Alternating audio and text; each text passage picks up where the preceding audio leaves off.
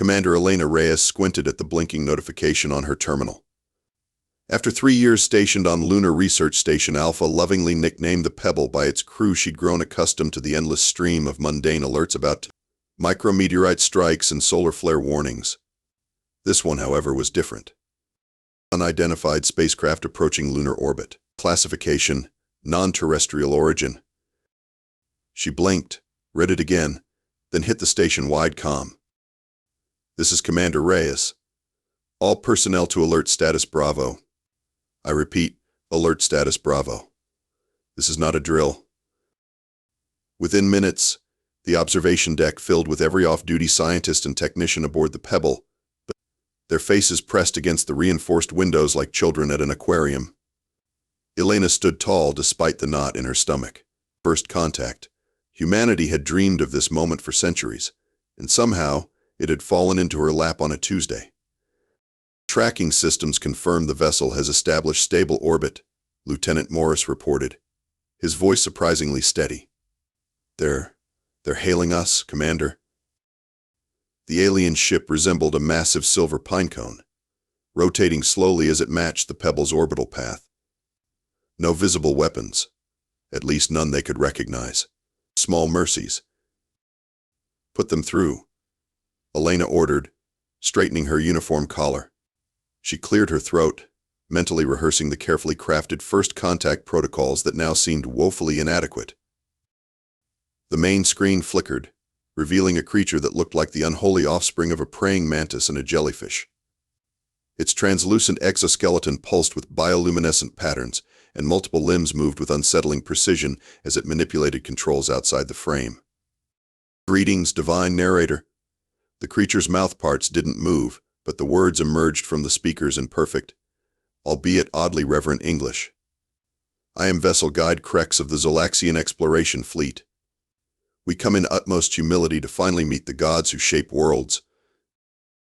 Elena exchanged a confused glance with Morris. This is Commander Elena Reyes of Earth's Lunar Research Station Alpha. On behalf of humanity, we welcome peaceful contact. The alien Krex immediately bent into what appeared to be a deep bow, its limbs folding into complex patterns. When it straightened, its bulbous eyes widened with apparent awe. The divine narrator addresses us directly. Such honor. We have traveled 16 light cycles to pay homage to your magnificence. We bring tributes worthy of your attention. Before Elena could formulate a response, the screen split to show a cargo bay within the alien vessel. Dozens of similar creatures bustled around containers filled with glittering crystals, bizarre mechanical constructs, and what appeared to be living specimens in suspension pods. Gifts for the gods who command the beasts to battle for survival, who summon the rains and control the very cycles of life and death with mere words, Krex continued, bowing again. We, the Zolaxians, have studied your powers through the transmissions. We have witnessed your glory. Lieutenant Morris leaned closer to Elena, whispering, Commander, I think they believe we're deities of some kind. I gathered that, Lieutenant, she muttered back. But why? Men. Dr. Hiroshi Tanaka, the station's communications specialist, approached with a tablet displaying signal analysis data. Commander, they've been intercepting our broadcasts for decades, but something's very wrong with their interpretation. You think? Elena replied dryly. She turned back to the alien. Vessel Guide Krex, I believe there may be a misunderstanding. We are not gods, we are simply. Your humility only confirms your divinity. Krex interrupted, its bioluminescence flashing in patterns that suggested extreme excitement. We have prepared ourselves for this sacred meeting. We request permission to send an emissary delegation to receive your divine wisdom directly. Elena hesitated, protocol warring with curiosity. First contact procedure explicitly recommended against immediate physical meetings, but turning away apparently worshipful aliens seemed equally risky. Permission granted, she finally said. We'll prepare a reception party. As the transmission ended, the observation deck erupted into chaotic discussion. Elena raised her hands for quiet. People, I know this is unexpected, but let's stay professional. Dr. Tanaka, I want you to figure out exactly what broadcasts they've been receiving and why they think we're divine. Lieutenant Morris, prepare security protocols for our guests. And somebody get me Earth Command on a secure channel. They're going to want to hear about this. 3 hours later, Elena stood in the airlock chamber as the Zolaxian shuttle docked with a gentle hiss of equalizing pressure. The door slid open to reveal 5 Zolaxians, their bodies adorned with intricate metallic patterns that caught the light as they moved. The lead alien, distinguishable by elaborate golden markings, immediately prostrated itself on the deck, the others following suit. Each carried ornate containers which they placed before them like offerings. "Rise," Elena said awkwardly, suddenly feeling ridiculous. "Welcome aboard Lunar Research Station Alpha." The aliens stood, their limbs trembling slightly. The leader spoke, its voice translated through a device around what might generously be called its neck. "Divine narrator, I am High Priest Vexol. We have journeyed through the void to learn from those who command the great beasts of earth, who part the waters, who observe the secret lives of all creatures. We have watched your holy documentaries with reverence." And just like that, everything clicked into place in Elena's mind. "Holy documentaries?"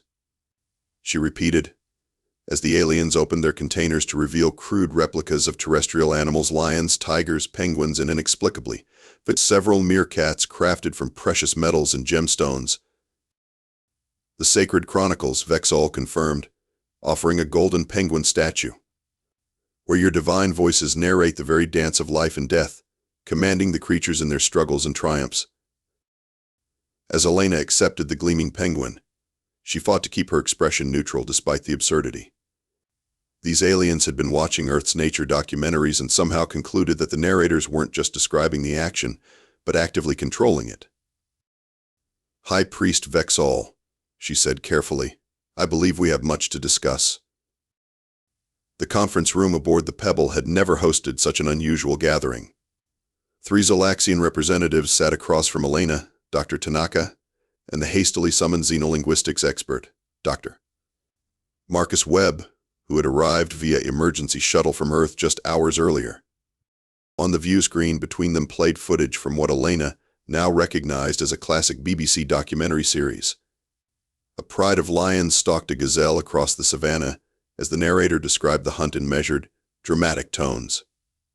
High Priest Vexol's light patterns pulsed with reverence. "Behold, the divine narrator commands the hunt. The great cats obey, moving precisely as instructed." Dr. Webb cleared his throat. "High Priest Vexol, the narrator is merely describing what is happening. He doesn't control the animals." Vexol's head tilted in what appeared to be the Zolaxian equivalent of confusion. "But the divine voice speaks, and events unfold exactly as proclaimed. We have studied thousands of such chronicles. The precision cannot be coincidence." "It's the other way around," Elena explained gently. "The events happen naturally, and the narrator adds their voice afterward. The Zolaxians exchanged rapid patterns of light that their translation devices couldn't, or wouldn't, interpret." Finally, Vexol responded. "Forgive our confusion, divine ones. You say the voice follows the action, yet we have observed that when the voice announces the coming rain, the skies open. When the voice declares that the young cub will not survive winter, death follows. Even the migration of vast herds occurs precisely when foretold." Dr. Webb sighed, adjusting his glasses. "That's because these documentaries are edited. The narration is recorded after the footage is captured and arranged. Another untranslated exchange of light patterns, more intense this time." "Perhaps we misunderstood," Vexol conceded, though his posture remained reverential. "But what of the divine one called a Tenborough? His powers are clearly the greatest. For 70 Earth cycles, his voice has commanded creatures across every terrain. Even the most fearsome predators grow calm in his presence, allowing him close enough to touch them." Elena bit her lip to suppress a laugh. "Sir David Attenborough is indeed remarkable, but he's not controlling the animals. He's just very experienced and patient." Vexol's limbs twitched in apparent agitation. "We have seen him summon elusive creatures that appear only once each decade. We have witnessed him command the microscopic world, making the invisible visible. These are not the abilities of ordinary beings. Dr. Tanaka pulled up another clip behind-the-scenes footage showing a documentary crew waiting days for a rare bird to appear, then editing the footage to make it seem immediate. You see?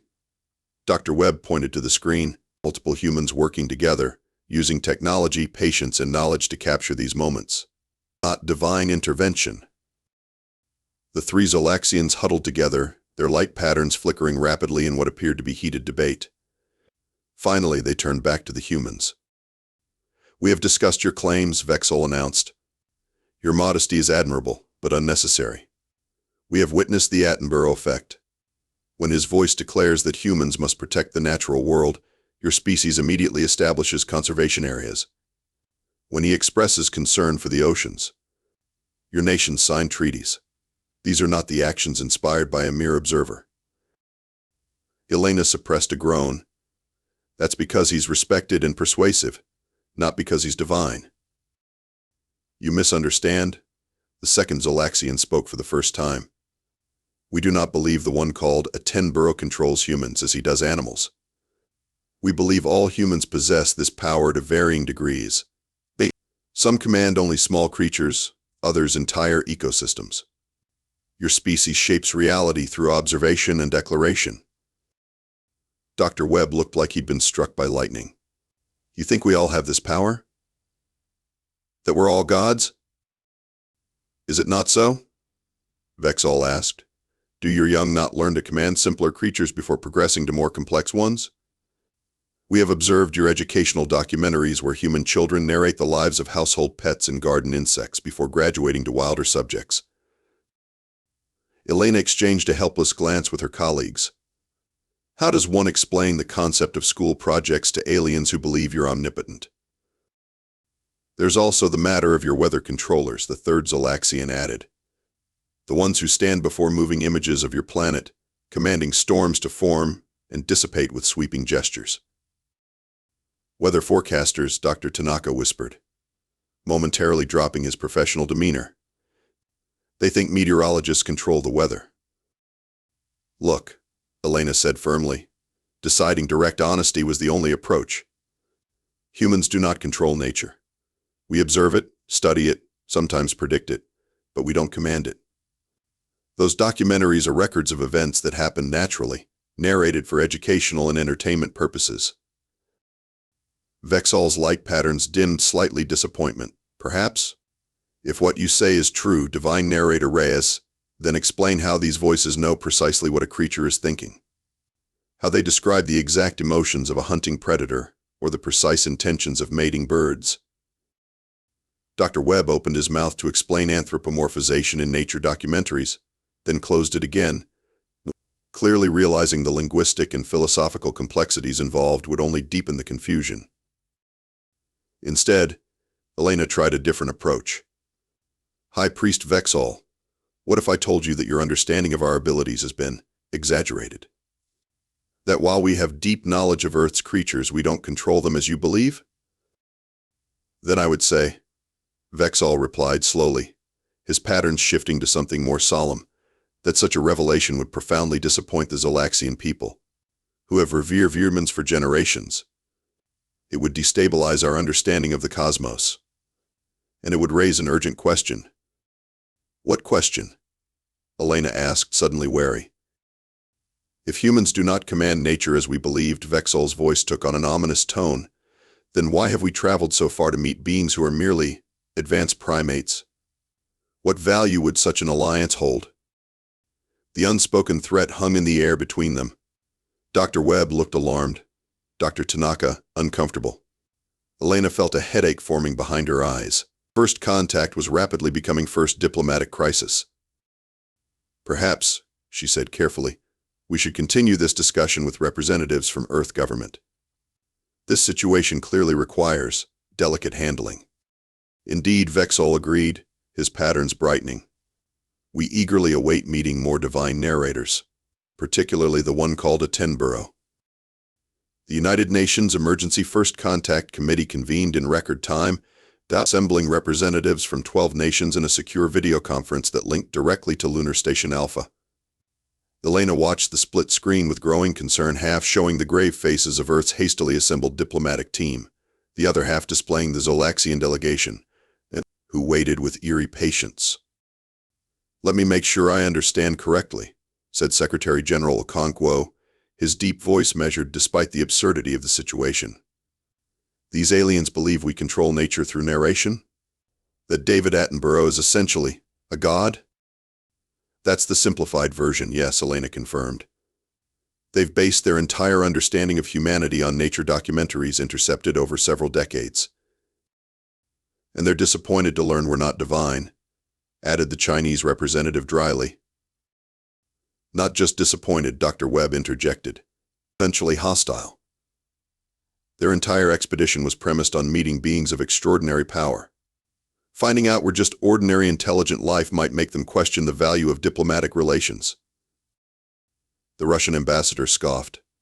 "So we either perpetuate this ridiculous misunderstanding or risk alienating the first extraterrestrial species we've encountered." "Wonderful."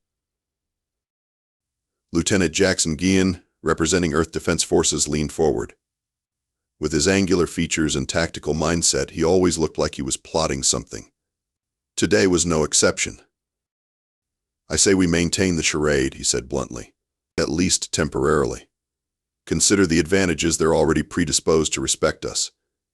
We could negotiate incredible technology exchanges from a position of perceived strength." "You want us to lie to an advanced spacefaring civilization?"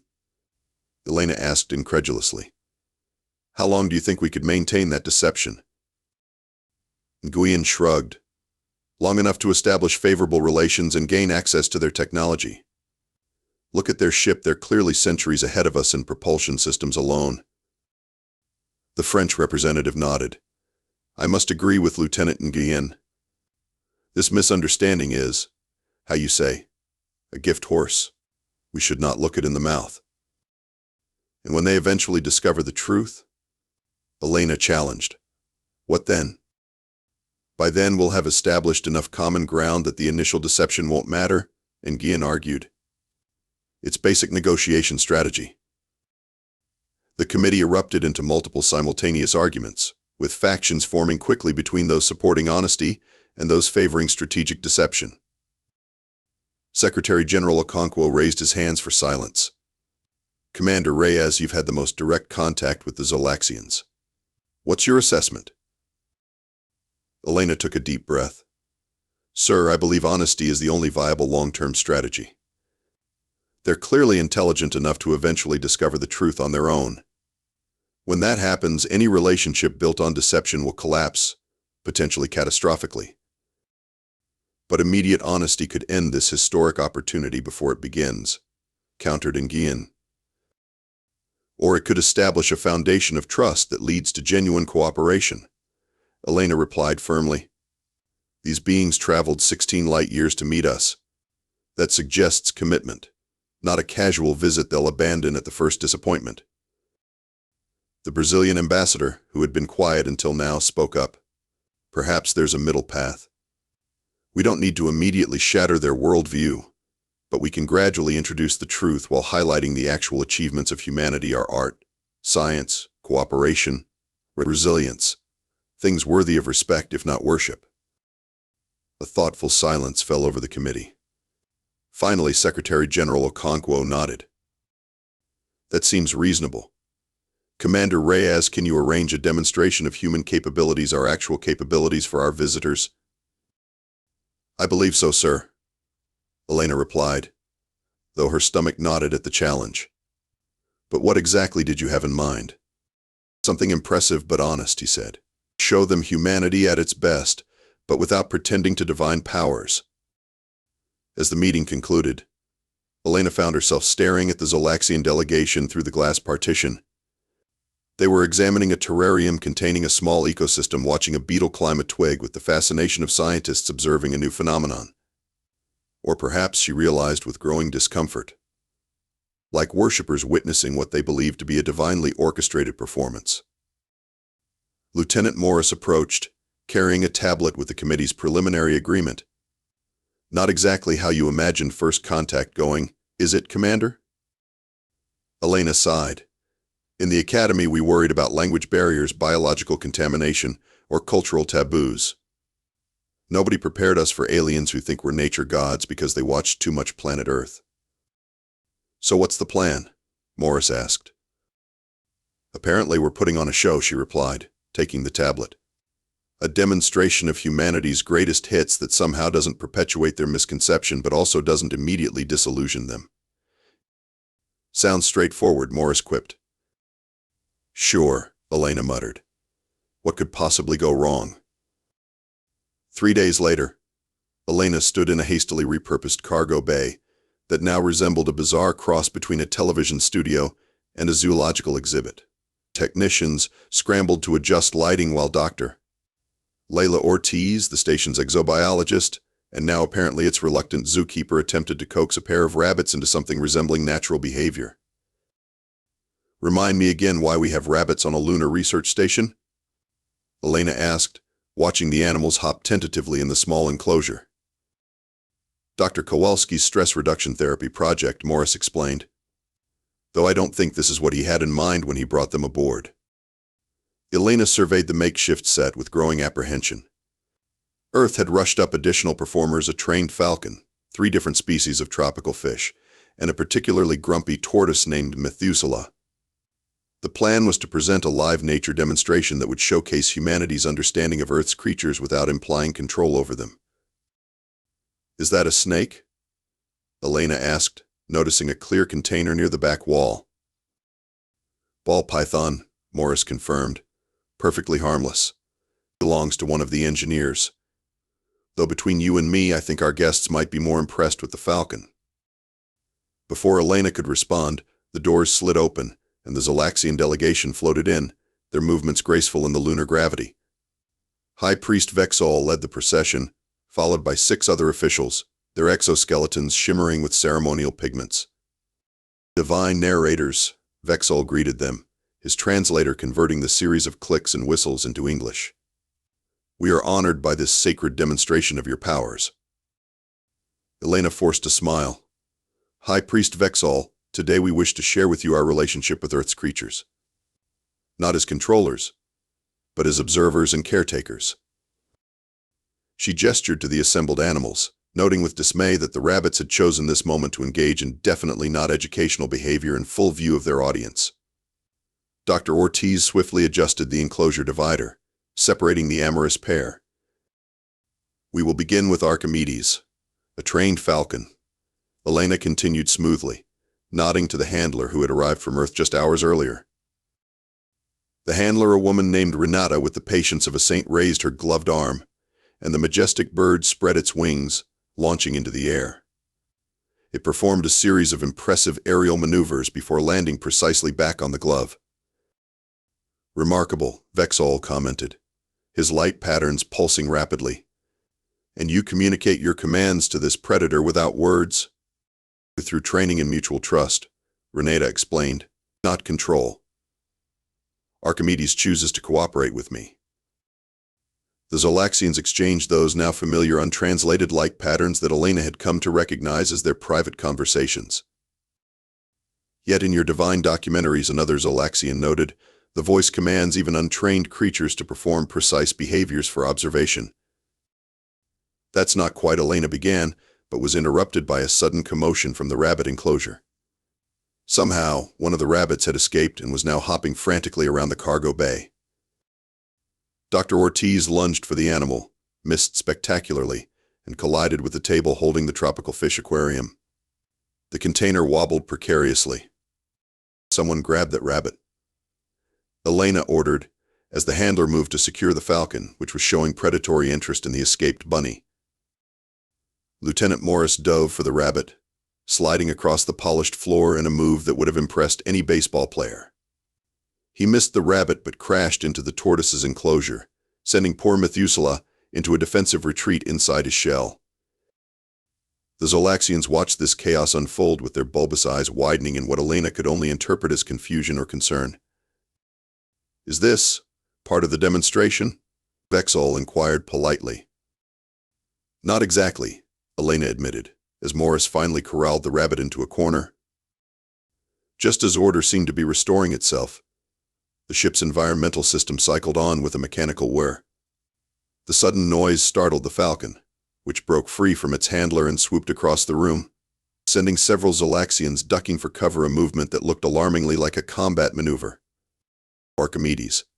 Return. Renata called desperately, but the bird was now perched on a high conduit, eyeing everyone below with imperial disdain. Divine Narrator Reyes, Vexol said carefully, if you are having difficulty commanding these lesser creatures, perhaps we should withdraw and allow you to reassert your authority without observers. That's not, Elena started, then stopped as the tortoise chose that moment to emerge from its shell and begin a slow, determined march toward the exit. Dr. Ortiz intercepted Methuselah, only to trip over a cable and send both herself and the ancient reptile spinning gently across the floor in lunar gravity. Fascinating, commented another Zolaxian official, watching the slow-motion calamity. The divine narrators appear to be demonstrating what happens when they withdraw their controlling influence. Chaos ensues among the creatures. Elena opened her mouth to correct this misinterpretation but was distracted by a shout from Morris. The snake's container had somehow been knocked over in the commotion, and the ball python was now slithering peacefully along the baseboards, but causing the technicians to scramble away. Nobody panic, Elena called out, her commander voice cutting through the disorder. The snake is harmless. The Zolaxians, however, appeared less concerned about the escaped reptile than the humans.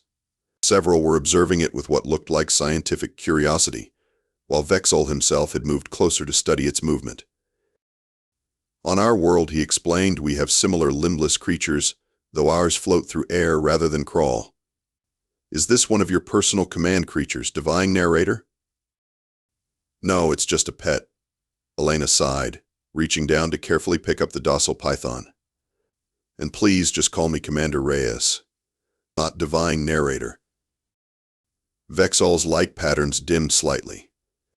You continue to insist on modesty, yet we observe that chaos befalls these creatures without your direct attention.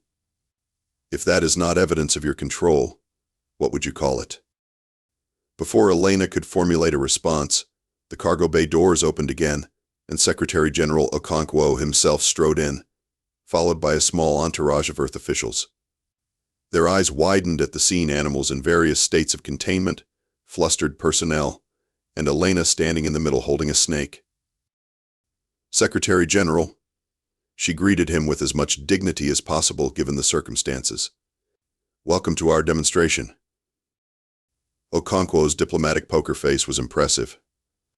I see the cultural exchange is progressing, energetically. High Priest Vexol immediately bent into his formal bow. The great voice of Earth nations honors us with his presence. We have been observing your subordinate Divine Narrator's demonstration of chaos without control. Okonkwo raised an eyebrow at Elena, who could only offer a helpless shrug in response. Perhaps, the Secretary General suggested smoothly, we should proceed to the next phase of our exchange. I believe a tour of your vessel was discussed. Indeed, Vexol agreed, his patterns brightening. Though first, might we witness the ritual of documentary creation? We have brought recording devices to study the sacred process. Elena and Okonkwo exchanged a glance. This was the moment of truth. They would have to show the Zolaxians how documentaries were actually made, revealing the careful editing, the multiple takes, the scripted narration added later. Of course, Elena said, handing the snake to Dr. Ortiz. But I should warn you, the process may not be what you expect. Vexol's head tilted in that now familiar gesture of curiosity. Divine Narrator Reyes, very little about humans has been what we expected. The makeshift recording studio aboard the Pebble had never been intended for actual production work. Normally used for storing deep space telescopic data, the room had been hastily outfitted with video editing equipment rushed up from Earth. Elena stood beside Secretary General Okonkwo as Dr. Webb carefully explained the documentary production process to the Zolaxian delegation. So you see, Webb concluded, showing split-screen footage of multiple takes of the same wildlife scene alongside the final polished cut. The narrator records their voice after all the footage is collected and arranged. They're describing what already happened, not causing it to happen. High Priest Vexol's light patterns had been subdued throughout the demonstration, pulsing occasionally in what Elena now recognized as their equivalent of thoughtful contemplation. "You are saying," he finally responded, "that the voice we hear is added after the events occur? That the divine narrators do not speak reality into being?" "Exactly," Webb confirmed gently. "The narration is added during post-production." "Post-production?" Vexol repeated the term carefully. "After the reality has already been produced." Secretary General Okonkwo stepped forward. "High Priest, I understand this revelation may be disappointing, but I hope you can appreciate the actual achievement humans observing, documenting, and sharing knowledge about our world. Not through supernatural powers, but through patience, technology, and dedication." The Zolaxian delegation huddled together, their bodies flashing with rapid communication patterns too complex for the translation devices to interpret. The humans waited anxiously as the silent light show continued for several minutes. Finally, Vexol turned back to them, his posture somehow both diminished and dignified. "For 6 generations, the Zolaxian people have revered humans as godlike beings who commanded the forces of nature," he said softly. "Our reception of your documentary transmissions was considered the most significant theological event in our history. Religions were reformed, philosophies rewritten. Our entire expedition was funded by our most sacred institutions." Elena's heart sank. This was exactly the culture shock they'd feared. "High Priest Vexol, But Vexol raised a limb, requesting silence. "And now we discover that humans are merely exceptionally patient observers with impressive editing technology." The room fell silent. Even the technicians stopped pretending to work on their equipment, all eyes on the alien delegation. Then, unexpectedly, Vexol's body erupted in a cascade of brilliant blue-green pulses that rippled from his core outward. The other Zolaxians followed suit, their bodies becoming a synchronized light show. "Is that laughter?" Dr. Webb whispered, checking his translation device. It was indeed the Zolaxian equivalent of uproarious laughter. Vexol's translator struggled to keep up with his clicking speech through what appeared to be their version of gasping for breath. Commander Reyes." He finally managed. "You must understand the cosmic joke from our perspective. We traveled 16 light years based on a mistranslation. Our most revered theologians spent decades debating the precise nature of human divinity, only to discover you were skilled cinematographers." Secretary General Okonkwo exchanged a bewildered glance with Elena. This was not the reaction anyone had anticipated. "You're not disappointed?" Elena asked cautiously. "Oh, immensely," Vexol admitted, his pattern still pulsing with amusement. "But also relieved. Gods are intimidating company, Commander. Fellow sentient beings with impressive technology and peculiar customs that we understand." Another Zolaxian stepped forward, one Elena recognized as their science officer. "If I may, the revelation that humans create these documentaries through technological means rather than supernatural ones is actually more impressive from a scientific perspective. The behavior manipulation required to make divine commands would be a simple matter of psychic energy, but capturing such precise footage of unpredictable wildlife through purely mechanical means, that requires genuine ingenuity." Okonkwo smiled diplomatically. "We're pleased you see it that way. Though I must ask, if you find our documentary techniques so impressive, what are your own media like?" This triggered another round of light pattern laughter among the Zolaxians. "Perhaps," Vexol suggested, "we should show you our equivalent art form. It may help you understand our initial misinterpretation." 20 minutes later, the humans stared in fascination at the holographic projection emanating from a Zolaxian device. It showed what appeared to be a Zolaxian narrator standing amid a swirling cosmos, apparently creating stars and planetary systems with graceful movements of its limbs. "This is our most popular educational series on cosmic formation," Vexol explained. "The narrator-creator uses movement art to illustrate how stellar bodies form and interact." "So it's interpretive dance about astrophysics?" Elena asked, trying to understand. Combined with actual stellar formation data, the science officer added. The movements influence the holographic simulation in real time based on the narrator's understanding of cosmological principles. Dr. Webb chuckled. And when you saw our nature documentaries? We assumed they were the same, Vexall confirmed. In our media, the narrator does literally create the reality being shown through their actions and words. The simulation responds to their commands. We naturally assumed your documentaries functioned similarly, but with actual living creatures instead of simulations. Elena couldn't help but laugh. So you thought David Attenborough was literally commanding lions to hunt zebras? With perfect precision. Vexall's patterns flickered with renewed amusement. You can perhaps understand our reverence now. We believed humans had evolved beyond simulation to direct biological control. Secretary General Okonkwo shook his head, smiling. A perfectly logical conclusion given your cultural context. I'm relieved we can laugh about this misunderstanding rather than it becoming a diplomatic incident. Indeed, Vexall agreed, though his patterns dimmed slightly. Though I must inform you that not all Zolaxians will accept this revelation with equal humor. Our ancestral traditionalist faction, in particular, invested considerable resources in this expedition on the premise of meeting divine beings. They may be less amused. As if on cue, one of the Zolaxian delegates stepped forward, its patterns rigid and formal.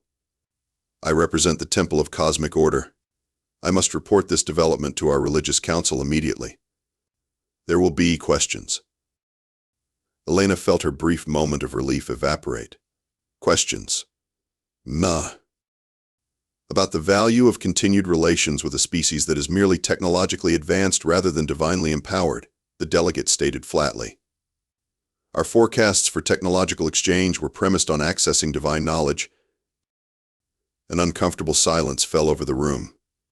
The diplomatic breakthrough had been short-lived. Perhaps, Elena suggested carefully, we should focus on what humans and Zolaxians can genuinely offer each other. You have faster-than-light travel technology. We have thousands of wildlife documentaries you apparently enjoy. Surely that's a starting point? Vexall's patterns brightened. Commander Reyes makes an excellent point. Divine or not, humans have clearly mastered observational arts in ways our species has not. And we have developed technologies that could benefit Earth. The Temple delegates' patterns remain stubbornly dim. The Temple Council will require convincing. Then let us convince them, Secretary General Okonkwo proposed. Not with false claims of divinity, but with a genuine cultural exchange. I propose a joint media project, humans and Zolaxians creating documentary content together, combining our observational techniques with your holographic technology. For the first time, the Temple delegates' patterns showed a flicker of interest. A collaboration between species? To document what, precisely? Elena had a sudden inspiration. Each other. We'll document Zolaxian culture for humans, and you'll document human culture for Zolaxians. Complete honesty, no divine pretensions. Just two intelligent species learning about each other. The Zolaxians' patterns fluctuated in what appeared to be consideration. Finally, Vexall spoke. A cultural documentary exchange. I believe this proposal has merit. It would preserve the prestige of our expedition while acknowledging the adjusted reality of our relationship. As the delegates discussed the logistics of this new arrangement, Elena stepped back to stand beside Okonkwo. That was quick thinking, the Secretary General murmured. A cultural documentary exchange could salvage this entire mission. If it works, Elena replied quietly. The Temple representative doesn't seem entirely convinced. Religious dogma rarely yields easily to new information, Okonkwo observed. But this may give them a face-saving way to adjust their worldview without admitting their entire belief system was based on a misunderstanding. The Temple delegate was conferring with Vexall, their light patterns creating a complex, pulsating dialogue. Finally, Vexall turned back to the humans. We have reached a preliminary agreement. The cultural documentary exchange will proceed, but with one condition from the Temple of Cosmic Order. Elena tensed. What condition? They wish to directly interview your most prominent divine narrator, the one called Attenborough. They believe his techniques may still hold spiritual significance, even if not technically divine. Dr. Webb coughed uncomfortably. Sir David is in his late 90s. I'm not sure he's up for interstellar diplomacy.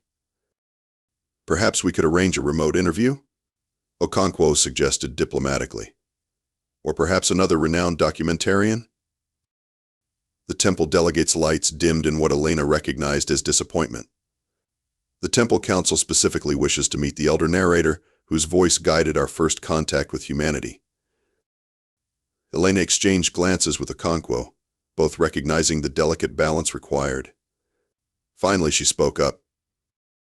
I'll personally arrange communication with Sir David's representatives. If his health permits, perhaps a brief virtual meeting could be arranged. In the meantime, we can begin our cultural exchange with other narrators and filmmakers. The compromise seemed to satisfy all parties. As the meeting concluded, Elena couldn't help but reflect on the cosmic irony humanity's first contact with an alien civilization hinged on the narration skills of a beloved BBC presenter. 2 months later, Elena stood on the observation deck of the Pebble, watching Earth grow smaller in the distance. Beside her, 3 Zolaxian documentarians prepared their holographic equipment, their bodies pulsing with what she now recognized as excitement. Are you certain your atmospheric suits will function properly on Mars? She asked, still concerned about bringing the aliens to humanity's fledgling colony. Most certainly, Commander, replied Kelzar, the lead Zolaxian documentarian.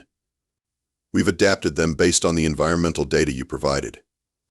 Mars presents no difficulties compared to some of the extreme environments on our homeworld. The joint documentary project had expanded beyond anyone's expectations. After Sir David Attenborough's brief but charming virtual meeting with the Temple Council, during which he had humbly explained the collaborative nature of wildlife filmmaking, tensions had eased considerably. The Temple representatives, while still processing the theological implications, had been won over by the elder statesman's genuine passion for natural history.